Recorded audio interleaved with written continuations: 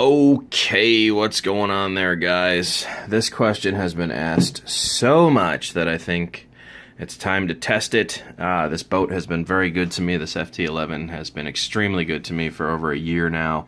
I've never had to replace an ESC. Standard stuff like dog bones, I did blow out a few bearings and had to replace the drive shaft. I also burned out a servo, and that's about it. Broke a bunch of props, so I switched over to an aluminum prop. But everybody keeps saying, how fast does it go? With the mods that I've currently made, it runs about 35 or 36 miles an hour. And that's on 14.8 volts, which is what this is. This is a 35C at 14.8 volts 4S battery. But everybody keeps saying, what would happen if you put a 5S battery inside of it, and instead of running 14.8, you run it at 18.5, which fully charged should be almost 20 volts, 20.3 volts, something like that, somewhere around there. So that would be an extreme power difference from what it's used to. Probably would easily get up to 40 miles an hour. The question is, can these old components, now that they've been run this much, handle it? And I'm willing to test that, because honestly it's probably time to change the ESC and probably the motor now that it's been a year. Fairly cheap to do. The ESC is about $22 and the motor itself is about $16.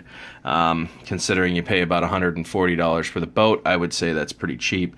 So if we do end up wrecking the ESC or the motor on a 5S run, I'm okay with that, because it's time to replace them anyways. This motor has had quite a bit of use on it, but still spins pretty good. It's still surviving. But I do notice that I do hear some bearing noise in it now, so it's probably time to go ahead and replace it. It's had quite a few runs. It's been through a lot of batteries.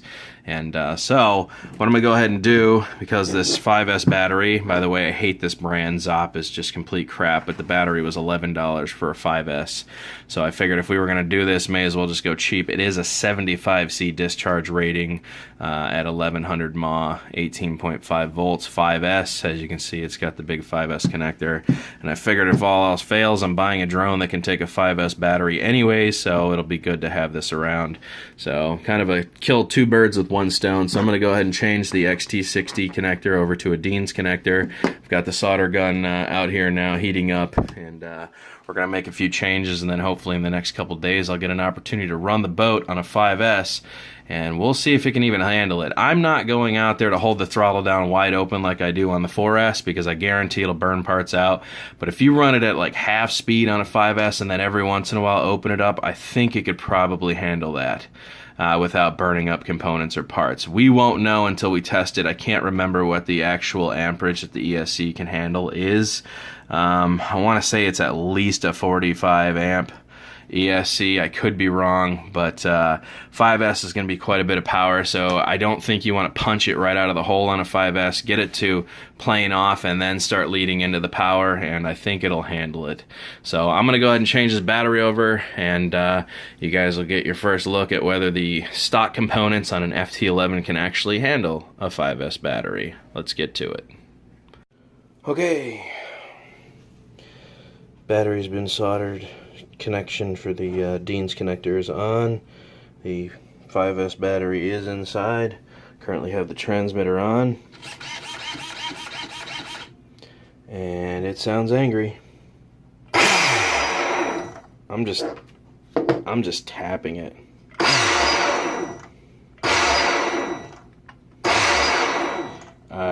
I think it's going to be stupid fast. That 75C obviously is showing right out the hole, because when I tap it, man, it's just aggressive.